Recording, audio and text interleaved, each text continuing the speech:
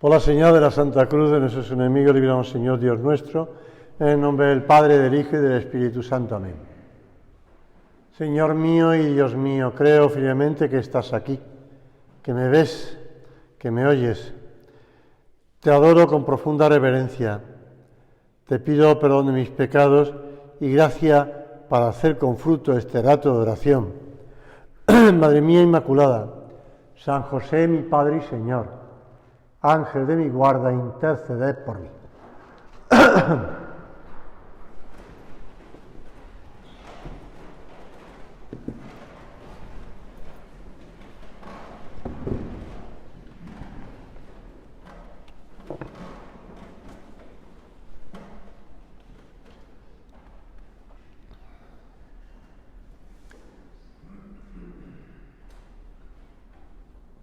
El Señor, después de su resurrección y ascensión a los cielos, envía al Espíritu Santo, ¿verdad? El Maestro promete la venida del Paráclito, el Consolador, el Abogado, y se derrama profusamente sobre la Iglesia el día de Pentecostés. El amor de Dios ha sido derramado en nuestros corazones, dice San Pablo, con el Espíritu Santo que habita en nosotros. El Espíritu Santo que habita en nosotros. Por eso, esa presencia del Paráclito, del Espíritu Santo en cada uno de nosotros, en el alma en gracia, nos lleva a darnos cuenta de que, como siempre se ha dicho, ¿no?, la creación, obra del Padre, aunque es Dios unitrino, pero la creación, obra del Padre, la redención, obra del Hijo, y la santificación, obra del Espíritu Santo. Él es el que está ahora trabajando. Ahora le toca a Él llevarnos a la santidad. Por eso, cuando leemos en el Evangelio de San Juan, dice el Señor, le pregunta a Judas, no el Iscariote, Señor, ¿qué pasa para que te vayas a manifestar a nosotros y no al mundo? Y Jesús le respondió, si alguno me ama, guardará mi palabra, y mi Padre le amará, y vendremos a él, y haremos morada en él, Dios que habita en nosotros. Os he dicho estas cosas estando entre vosotros, pero el Paráclito, el Espíritu Santo que el Padre enviará en mi nombre, os lo enseñará todo y os recordará todo lo que yo os he dicho. Hemos de intentar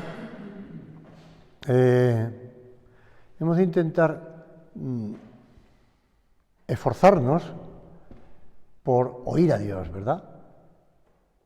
Ese abogado, ese Espíritu que habita en nosotros y que nos va, ese Maestro, como explica esa mujer con pocos conocimientos, porque ella no tenía muchos estudios, era costurera, en un pueblecito de Castilla, en Carrión de los Condes. Pero escribió un librito maravilloso sobre el decenario al Espíritu Santo, Francisca Javiera del Valle. Y en ese libro ella va narrando cómo la acción del Espíritu Santo en nosotros. Y explica cómo Él abre su escuela en nuestra alma y nos va enseñando. Claro, evidentemente no es una escuela, como diríamos nosotros, vamos de 9 a 3, vamos a la escuela, al colegio, y allí nos van dando clases, No, evidentemente, así no actúa el Señor, ¿no? Él es mucho más inteligente y más práctico, y sabe cómo decirnos cosas, cómo ayudarnos, y lo hace en la oración, pero también lo hace por el medio de la calle. Hay personas que reciben locuciones divinas, que así se llaman, pues en medio de la calle. San José María alguna vez contaba cómo el Señor le hizo entender la filiación divina en medio de la calle, en un tranvía, en Madrid. Pero no hace falta que sean palabras, pueden ser ideas que nos pone en la cabeza, algo que nos recuerda algo, y el Señor nos va hablando, o incluso, sinceramente te lo digo, como estoy todo el día con los niños de primero, de segundo, de tercero de primaria, que dentro de un mes harán la primera comunión, y después también con los de sexto, pero sobre todo con esos primero, segundo y tercero de primaria, a veces el Espíritu Santo me habla por un niño. Y tú dices, bueno, no, pues sí. Si yo lo percibo así, además, y me doy cuenta de, pues eso me lo está diciendo el Espíritu Santo, espabila, toma nota. Y es verdad, porque te están ayudando, te dicen cosas o hacen cosas, a lo mejor no te dan un consejo, o tampoco te dicen una cosa o algo que tú te das cuenta, es el Espíritu Santo. Porque yo me doy cuenta porque además, quiero decir, me cuenta, lo tengo claro porque los niños que tienen esa sencillez y esa naturalidad, pues no tienen obstáculos para frenar al Espíritu Santo, ¿no? Con lo cual me pueden hablar perfectamente. Podría contar muchos ejemplos, pero no voy a pararme. También te puedo contar muchas veces que los niños me ponen entre la espada y la pared, ¿no? Porque también te hacen preguntas muy... recordaba esta mañana que estaba, yo creo que hace 3 años, con la promoción de entonces de primera comunión, y como típico, cuando doy catequesis de 5 en 5, sale en cada clase, salen un equipo de 5, otro equipo de 5, como están divididos por equipos, entonces pues estudiamos, repasamos, corrijo la catequesis familiar y tal, y pues nada, 15 minutos, ¿no? Cada equipo. Y voy pues repitiendo lo mismo a cada equipo, claro. Y no sé por qué, en un momento le dije a un niño, además era en el pasillo, no fue en la propia catequesis, sino en el pasillo entre el lugar de la catequesis y la clase. Porque alguien me preguntó, mira, que sepas que hay en los 7 sacramentos, algunos se llaman sacramentos de vivos y otros sacramentos de muertos. Ya me miró con una cara, yo no sé por qué me metí en ese lío. Porque claro, entonces el niño me miró como diciendo, ¿qué dice? Y digo, no, vamos a ver, tranquilo, no es que se reciba cuando uno está muerto, es que cuando uno está en pecado se recibe ese sacramento para sacarnos del pecado, de la muerte del pecado. Por ejemplo, pues el bautismo, por ejemplo, la confesión, por ejemplo, pues entonces le fui la unción de enfermos, ¿no? Y entonces el niño dijo, bueno. Entonces los otros sacramentos de Dios porque se reciben en gracia de Dios. Y el niño me pregunta, ¿y cómo sé yo que estoy en gracia de Dios? En ese momento yo me acordaba de Santo Tomás de Aquino y los folios que dedicó a explicar cómo uno sabe que está en gracia de Dios. Y dije, Dios mío, ¿qué hago yo ahora para explicarle a este chaval de 8 años o 9 que cómo sea uno que está en gracia de Dios? Bueno, pues ahí también el Espíritu Santo me ayudó, yo creo, porque invoco al Espíritu Santo para responderles. Pero dije, mira, Dios es tan bueno y te quiere tanto que si tú no estás en gracia de Dios, Él te lo hace saber, y si estás en gracia de Dios, te lo hace saber. Así que quédate tranquilo. ¿Vale? Sí. Pues ya está. Y dejé a Santo Tomás de Aquino y la suma teológica apartada, ¿no? Porque si no, me moría yo ahí. Pero bueno, la realidad es esa, ¿no? En que los niños te hablan y el Espíritu Santo te puede hablar. Por eso es importante que vivamos esa presencia de Dios a lo largo del día. Y como decía San José María, utilizaba industrias humanas, que él llamaba así, para tener esa presencia de Dios. Recordatorios, igual que nosotros ponemos un recordatorio en el móvil, ya tú pides una consulta al médico y ya tiene consulta, ¿de acuerdo? Y pone en la aplicación, pone, ¿quiere apuntarla en el calendario? Sí, te apunta ya en el calendario, ya la tienes.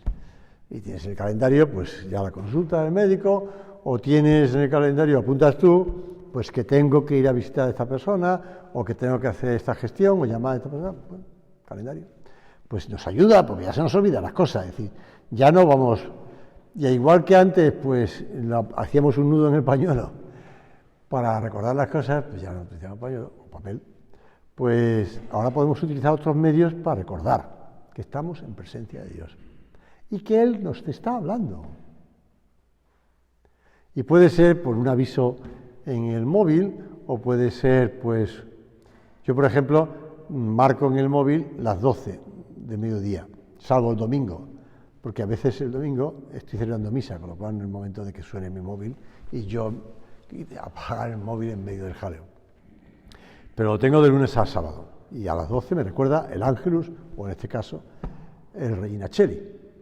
O bien, pues, puedes poner una estampa delante de, si te pasas todo el día trabajando con el ordenador, ahora que está con tanto trabajo, pues, telemáticamente, pues, pones una estampa de la Virgen, o pones un aviso que te sale una cruz y te recuerda algo, ¿no? O bien, pues, no sé, industrias humanas. Uno siempre le encanta y está pensando en el partido que va a jugar el próximo fin de semana, el clásico Madrid-Barcelona, ¿no? Pues estás pensando en el partido y no sé cuánto, pues cada vez que pienses en el partido, pues te acuerdas de decirle al Señor algo. No que gane el Madrid o que pierda el Barcelona, sino que Señor, te encomiendo, te rezo por este asunto que es importante por esta persona. Son industrias humanas que nos ayudan a escuchar a Dios, a ver a Dios, a encontrarnos con Dios, Cuando venga aquel Espíritu de verdad, dice el Señor en San Juan, os guiará hacia la verdad completa. Él me glorificará, porque recibirá de lo mío y os lo anunciará. El Espíritu Santo, que nos ayuda, que está pendiente de nosotros, que está constantemente ayudándonos. Por eso el Concilio Vaticano II dice, habiendo enviado por último al Espíritu de verdad, completa la revelación, la culmina y la confirma con testimonio divino. Con testimonio divino. Está completa la revelación.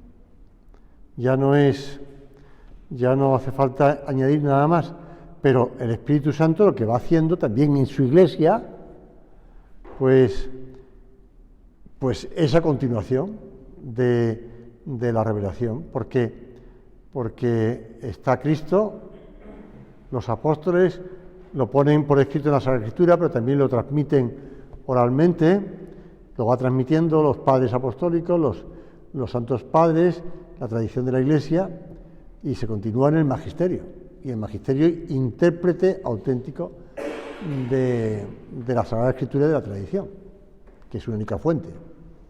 Te digo esto porque hay momentos en los que hay gente que te dice, pero bueno, va a cambiar la doctrina de la Iglesia, por fin tiene que cambiar. Ya está bien, hay que actualizarse los tiempos. Perdona que te diga, pero el Espíritu Santo no es viejo. El Espíritu Santo es lo más nuevo que hay, porque es eterno. Así que imagínate.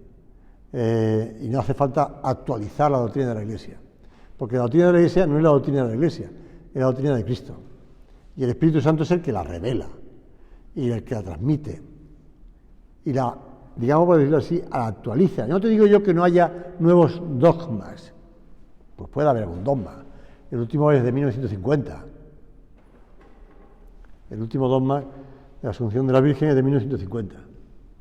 El anterior, de 1856, de la Inmaculada Concepción. Pues sí. Pero puede haber algún dogma nuevo, es decir, una desvelación. Se desvela algo que estaba oculto, pero ya está incluido en la propia revelación. Se desvela porque estaba oculto. Pues sí, estas cosas pasan, puede pasar, pero cambiar la doctrina no. Cambiar la doctrina no. Por eso, Señor, que sepamos nosotros también leer las Sagradas Escrituras, meditar las Sagradas Escrituras, leer el Evangelio y sobre todo meditar el Evangelio, porque Él nos sigue hablando. Las Escrituras son proféticas en ese sentido. que nos siguen hablando, que Dios nos habla a través de las Sagradas Escrituras.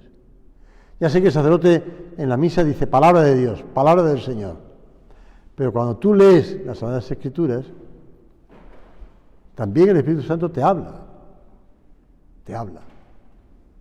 Y no hay que hacer cosas raras, ¿no?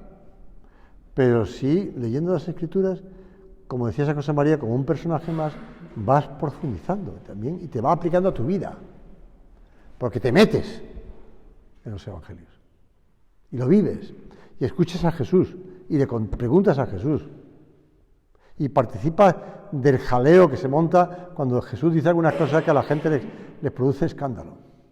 Sí, meterte ahí, leer el Evangelio de ese modo, porque es el Espíritu Santo el que nos está también hablando a través de. Ya digo que los niños a veces pues nos dicen cosas que nos pueden chocar, ¿no? Pero que nos pueden ayudar. Se cuenta este sacerdote no sé si era el sacerdote de Coruña o era en México, pero bueno, la historia es la siguiente, no sé si es historia o... Una niña estaba hablando de las ballenas a su maestra, las ballenas. La profesora dijo que era físicamente imposible que una ballena se tragara a un ser humano, porque aunque era un mamífero muy grande, su garganta era muy pequeña, cosa que es verdad. Y la niña afirmó que Jonás le había sido tragado por una ballena, cosa que no dice la Biblia, dice un pez grande, pero bueno, vamos a seguir ahí. Irritada, la profesora le repitió que una ballena no podía tragarse a ningún humano, físicamente era imposible. Y entonces la niñita, un poco terca, yo con las chicas no discuto, con las niñas no discuto porque son tercas. Después contaré una de ellas. Bueno, pues la niñita dijo, cuando llegue al cielo le voy a preguntar a Jonás. La maestra le preguntó, ¿y si Jonás está en el infierno? Pues entonces se lo pregunta a usted cuando vaya.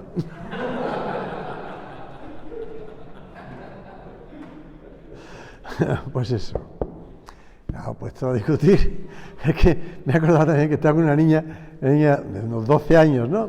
Y le dije, pues al final, oye, que sepas que Jesús ha dado la vida por ti. Jesús, como dice San Pablo en la carta a los Gálatas, me amó y se entregó por mí. Si Jesús se entregó por ti. Y la niña dijo, sí, por todos. Bueno, sí, por todos, pero por ti, por todos. La rejilla no se paraba, ¿eh? No le podía pegar a la niña. Sí, claro, por supuesto, tienes razón, por ti.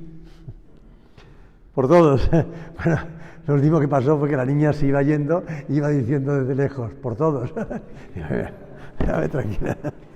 Así que no discuto ya con las niñas.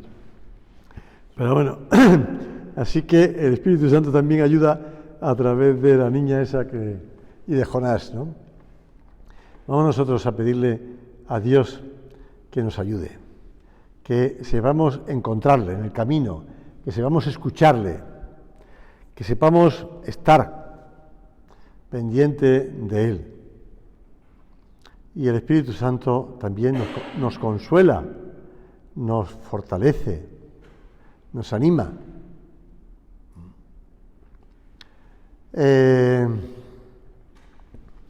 Existía entre los primeros cristianos,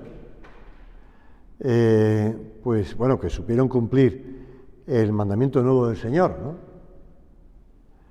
Hasta el punto que los paganos lo distinguían, como ya expliqué en otra meditación, por el amor que se tenían y por el respeto con que trataban a todos. Y vivieron la caridad preocupándose por la necesidad de los demás, ayudando a los hermanos para que todos fueran fieles a la fe. Y existía entre ellos la costumbre. Tertuliano, uno de los padres de la Iglesia, no es santo porque en un momento dado se puso muy rígido en la doctrina y entonces pues tampoco le fue declarado santo, ¿no? Pero por saber. Pero bueno, Tertuliano llama la estasio, en latín, término castrense que significa estar de guardia. Y era un momento en que tiempo de ayunar y de hacer penitencia 2 días a la semana con el ánimo de prepararse para recibir con el alma más limpia la Sagrada Eucaristía y para pedir por aquellos que estaban en algún peligro o necesidad mayor. Sabemos, por ejemplo, que San Fructuoso sufrió martirio en un día que ayunaba, porque era su estasio, su guardia. Y esto lo recoge las actas de los mártires. Otro documento de los primeros siglos nos hablan de esa costumbre. Te lo cuento esto porque hemos estado también nosotros, porque vivimos en la Iglesia, formamos parte de la Iglesia, de esa comunión de los santos. Y por tanto hemos de sentir la comunión con todos los cristianos y ir vigilantes por los demás, de que tú y yo pues luchemos en algo o en otro, pues estamos ayudando a los demás o perjudicándoles si no luchamos. Entonces hemos de sentir esa responsabilidad, esa comunión de los santos. Comunión de los santos. Conscientes de que, bueno, también en la familia se da esa particular comunión de los santos, así que también, pues, sentirnos empujados a vivir, luchar por los demás. ¿Qué importa que yo haga esto o no lo haga? ¿Qué importa? Total, pues yo, bueno, pues sí, después ya...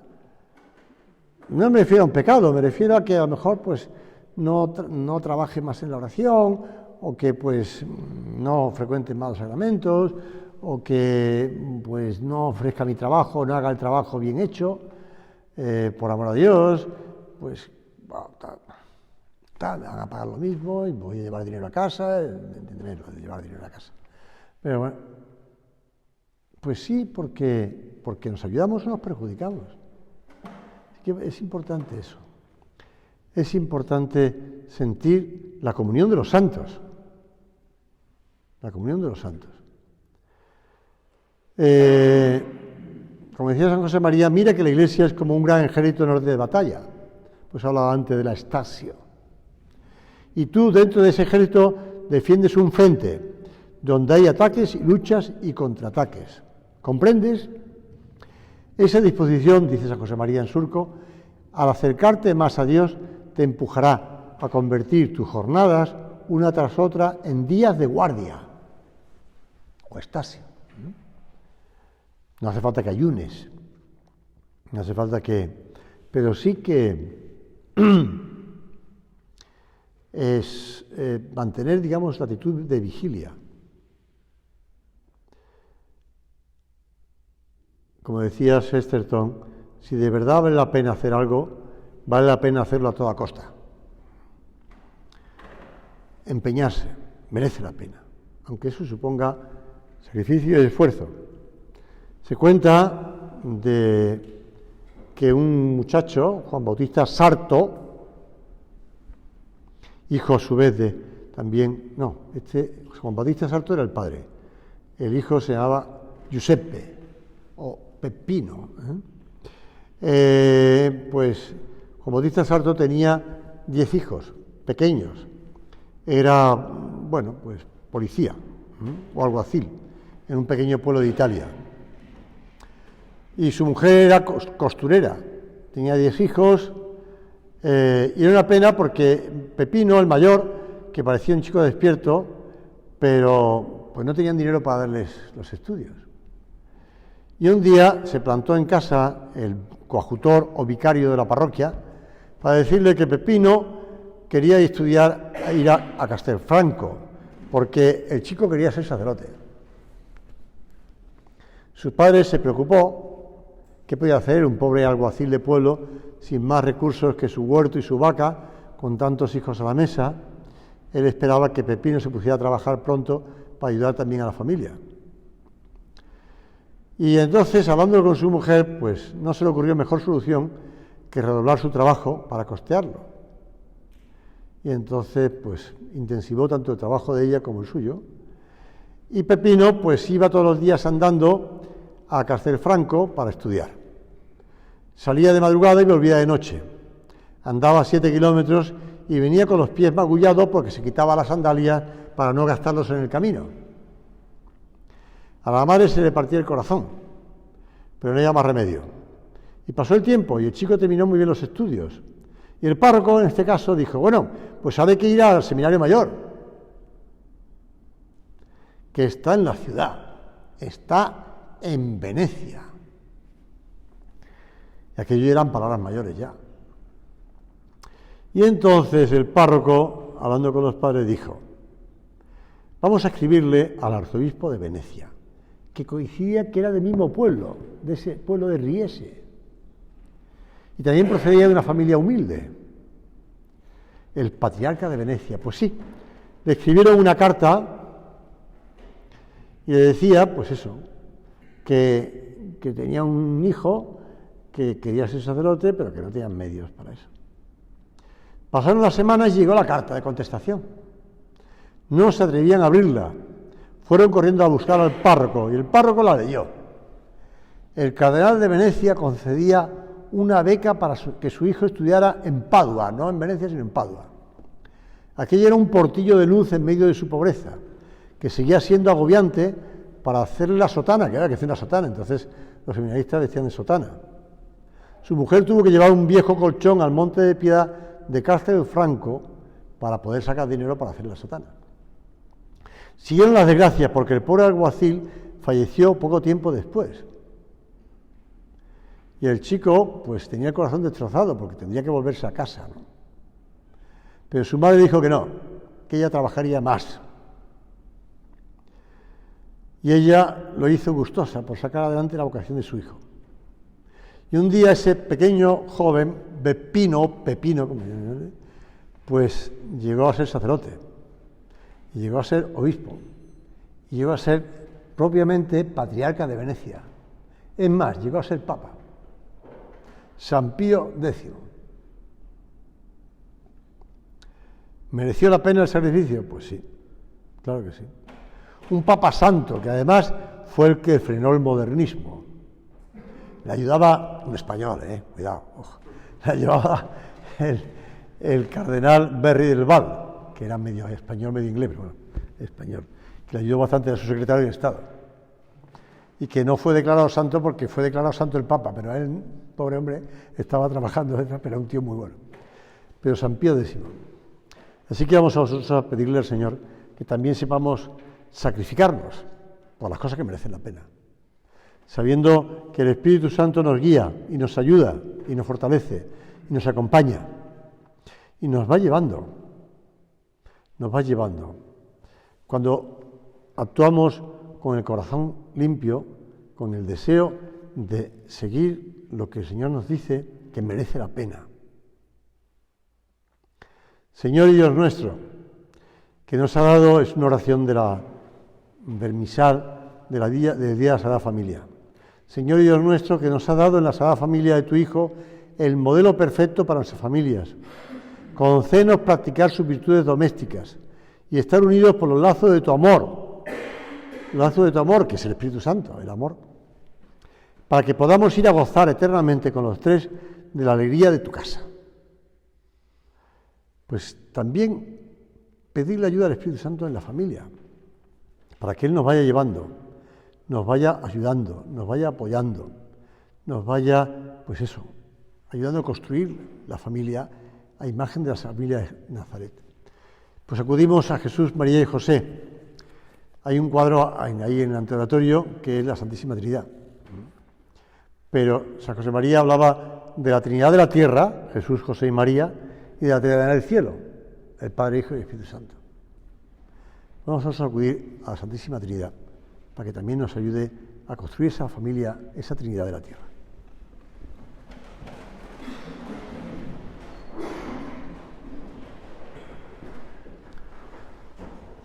Te doy gracias, Dios mío, por los buenos propósitos, afectos e inspiraciones que me has comunicado en esta meditación. Te pido ayuda para ponerlos por obra. Madre mía Inmaculada, San José, mi Padre y Señor, Ángel de mi guarda, interceded por mí.